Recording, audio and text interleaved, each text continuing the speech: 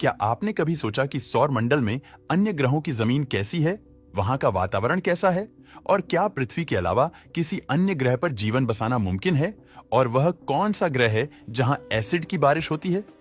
ऐसा जानलेवा। ये एसिड जिसकी एक बूंद इंसान के पूरे हाथ को जला सकती है। वहीं दो ग्रह ऐसे भी है जहां पानी की नहीं बल्कि डायमंड्स की बारिश होती है। आज हम सौर मंडल से जुड़े इन्हीं रहस्यों से पर्दा उठाएंगे और हमारे पड़ोसी ग्रहों के बारे में करीब से जानेंगे। चलिए हम अपने सफर की शुरुआत करते हैं सूर्य के सबसे करीबी ग्रह बुध यानी मरकरी से, जो सूर्य के सिर्फ 58 मिलियन किलोमीटर की दूरी पर स्थित है। इस वजह से यहाँ की जमीन, वातावरण, तापमान से लेकर दिन की लंबाई तक हर पहलू पर सूर्य का प्रभाव पड़ता है। बुध की जमीन काफी उबड़-खाबड़ है। यहाँ कई बड़े-बड़े खड़े हैं क्योंकि सौर मंडल की उत्पत्ति से लेकर आज तक में अनगिनत मीटरॉइड्स, एस्टेरॉयड और बड़े-बड़े पत्थर सूर्य के आकर्षण की वजह से उसकी तरफ खींचे चले आते हैं और रास्ते में बुध से टकरा जाते हैं। बुध ग्रह पर सूर्य की पकड़ काफी मजबूत है, जिस वजह से अपनी धरी पर नहीं घूम पाता और उसका एक हिस्सा हमेशा सूर्य की तरफ बना रहता है। जिस वजह से बुध का एक दिन पृथ्वी के 176 दिनों के बराबर होता है। बुध के सूर्य की तरफ वाले हिस्से का तापमान 450 डिग्री सेल्सियस है और यहाँ जमीन के कई हिस्से लावा से भी ढंके हुए हैं। यानी अगर कोई जीव यह कदम रखेगा तो वह पलक झपकते ही जलकर राख हो जाएगा। इसलिए सौर मंडल का नरक भी कहा जाता है।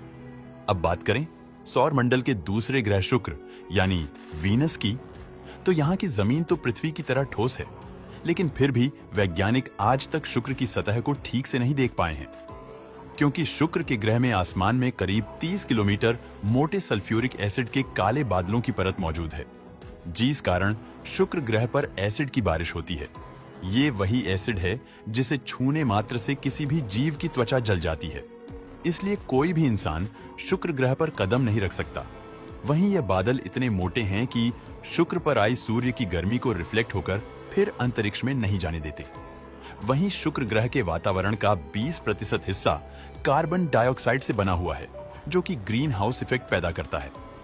साथ ही यहाँ 20 किलोमीटर से बड़े 1000 से ज्यादा ज्वालामुखियां हैं जो एक्टिव हैं। इसके अलावा जो आए दिन गर्मा गर्म लावा छोड़कर उसे बाहर फेंकती रहती है और शुक्र की 60% जमीन गर्म लावे के साथ ढके हुई है। इन सभी कारणों की वजह से 24 घंटे 365 दिन शुक्र का तापमान 460 डिग्री सेल्सियस से भी ज्यादा रहता है। इसलिए इसे सौर मंडल का सबसे गर्म ग्रह कहा जाता है। इसके बाद बारी आती है सौर मंडल के तीसरे ग्रह यानी हमारी पृथ्वी की, जो इंसानों द्वारा खोजा गया पूरे ब्रह्मांड का इकलौता ऐसा ग्रह है जिसके पास जीवन को सपोर्ट करने के लिए हर क्वालिटी है। पृथ्वी का 71% हिस्सा पानी से ढका हुआ है, जबकि बाकी बचे 29% हिस्से में घने जंगल, पहाड़, खेत, रेगिस्तान और बर्फीले चट्टानें मौजूद हैं। यहाँ पानी तरल अवस्था में मौजूद है। वातावरण में पर्याप्त ऑक्सीजन है, सूर्य की रेडिएशन को रोकने के लिए ओजोन लेयर है और पृथ्वी की हम जितनी तारीफ करें उतनी कम है। अब हम सौर मंडल का चौथा ग्रह मंगल यानी मार्स, जो एक समय पर पृथ्वी जैसा ही हरा भरा ग्रह था। यहाँ पानी के महासागर बहते थे, शायद जीवन भी पनपता होगा, लेकिन फिर हुई एक बहुत बड़े ग्रह की टक्कर, जिसकी वजह से मंगल ग्रह का बैलेंस बिगड़ गया था, जिससे सतह पर मौजूद ज्वालामुखियों से लावा उछल-उछल कर बाहर फेंकने लगी, जिससे मंगल ग्रह के महासागरों में मौजूद पानी भाप बनकर ऊपर उठने लगा और सदा सूखने लगा और वातावरण से ऑक्सीजन खत्म हो गया और मंगल ग्रह पर जीवन का अंत हो गया।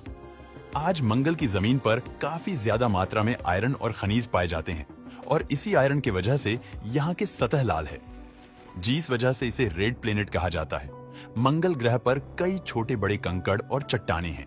यहाँ का वातावरण काफी पतला है और मैग्नेटिक फील्ड ना के बराबर है, लेकिन फिर भी वैज्ञानिक मंगल ग्रह को ही जीवन बसाने के लिए सौर मंडल का सबसे श्रेष्ठ ग्रह पृथ्वी के बाद मानते हैं, क्योंकि दूसरे ग्रहों की हालत तो इससे भी ज्यादा बुरी है। और अगला ग्रह आता है बृहस्पति यानी जुपिटर।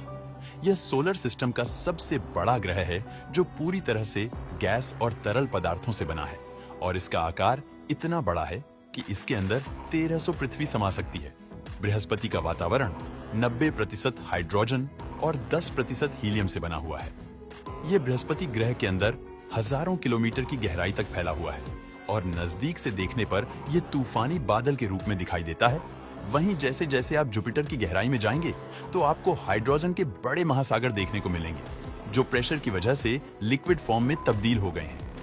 इस ग्रह को सोलर सिस्टम का वैक्यूम क्लीनर भी कहा जाता है, क्योंकि यह सौर मंडल के दाखिल होने वाले बाहरी उल्कापिंडों और धूमकेतु जैसे पदार्थ को अपनी तरफ खींच लेता है और अपने अंदर समा लेता है। बृहस्पति के बाद सोलर सिस्टम का छठा ग्रह है शनि यानी सैटर्न। ये भी जुपिटर की तरह गैस जायंट है। हालांकि शनि के चारों ओर एक खूबसूरत रंग दिखाई देते हैं, जो जमी हुई बर्फ और चट्टानों के छोटे छोटे टुकड़ों जैसे ठोस पदार्थों से बनी है। जब ये बर्फ सूरज की किरणों को रिफ्लेक्ट करती है तो ये चमकती हुई दिखाई पड़ती है। शनि का वायुमंडल 96% हाइड्रोजन, 3% हीलियम और लगभग 1% अमोनिया जैसी गैसों से बना है।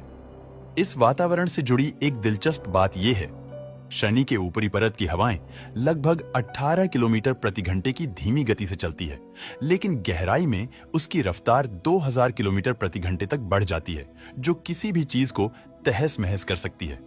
इस कारण शनि पर स्पेसक्राफ्ट भेजना मुश्किल ही नहीं, नामुमकिन है। चलिए अब चलते हैं सौर मंडल के साथ वे ग्रह अरुण यानी यूरेनस की तरफ, जो गैस का गोला है, यानी यूरेनस की जमीन पर आप खड़े नहीं हो सकते। हालांकि इस प्लेनेट पर बर्फ की मात्रा अधिक है और यहाँ का तापमान -224 डिग्री सेल्सियस है, इसलिए इसे बर्फीले गैसीय ग्रह के रूप में जाना जाता है। वातावरण की बात करें तो इसका वायुमंडल में 83% हाइड्रोजन, 15% हीलियम और 2% मीथेन गैस मौजूद है। ये एक शॉकिंग बात यह है कि यूरेनस पर भी बारिश होती है, लेकिन पानी या एसिड की नहीं, बल्कि डायमंड्स की। जी हाँ, वही डायमंड्स जिसे पृथ्वी पर सबसे कीमती क्रिस्टल माना जाता है, और इन डायमंड्स की फॉर्मेशन भी यूनिक है। दरअसल यहाँ के वातावरण में तापमान और दबाव दोनों ज्यादा है और इसके कार्बन एटम को क्रश करके डायमंड बनाने की क्षमता है, जिस वजह से डायमंड्स की बारिश होती है। अंत में सौर मंडल का 8वां ग्रह है वरुण यानी नेपच्यून। यह भी गैसीय ग्रह है और अन्य गैसीय ग्रहों की तरह इसके चारों ओर रिंग्स मौजूद हैं। हालांकि ये छल्ले बहुत पतले और धुंधले होते हैं, जिसे देखना मुश्किल हो जाता है। नेपच्यून के वायुमंडल में 74% हाइड्रोजन, 25% हीलियम और लगभग 1% मीथेन गैस है। इसके मंडल में बर्फीले बादल भी होते हैं और इसकी कोई ठोस सतह नहीं है, नीले रंग का दिखाई देता है और यहाँ हवाएं लगभग 2000 किलोमीटर प्रति घंटे की रफ्तार से चलती है और यहाँ भी डायमंड की बारिश होती है। चौंकाने वाली बात यह है कि नेपच्यून को सूर्य का एक चक्कर पूरा करने में पूरे लगभग 165 साल लगते हैं, जो सौर मंडल के किसी भी अन्य ग्रह से कई गुना अधिक है। दोस्तों, उम्मीद है कि इन सभी ग्रहों की जमीनी हालत के बारे में जानकर आपको मजा आया होगा। आपको कौन सा ग्रह पसंद आया, हमें कमेंट करके जरूर बताना।